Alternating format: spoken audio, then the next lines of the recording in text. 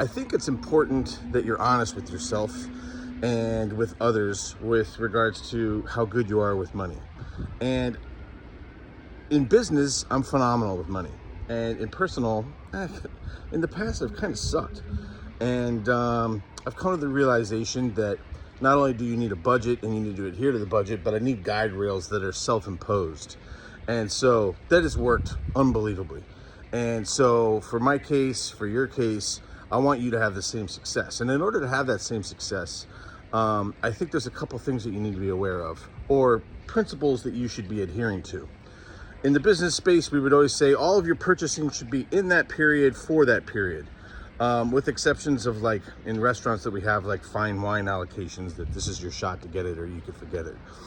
Two, if you have some larger than normal expense in any given month, then you need to have a plan for how you're going to offset that expense. And typically what we prefer to see you do is have a savings plan, have a savings regimen in place, and plan for these additional out-of-pockets. Sometimes that can't be avoided, or there's some opportunity or some vacation or concert or emergency surgery that you got to do and you just have no choice. In that case, you got to spend the money, but somewhere you need to offset it. And I think avoiding use of credit cards at just about all costs really is the preferred move. Is this thing I want to get something I could budget for and be patient and wait? And man, the tens of thousands of dollars I would have saved if I actually had the self-discipline to do that. And I think the version of you having extreme restraint while still wanting to have some fun and some kind of indulgence is you got to get yourself on a budget. You got to spend in the period for the period.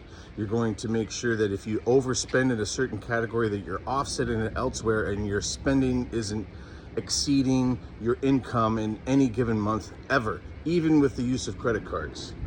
And last but certainly not least, if you could set up a plan to budget it and pull from your paychecks either on a percentage basis or on a dollar amount basis per week, per period, per month, whatever your interval of time is, you're going to do yourself an enormous favor.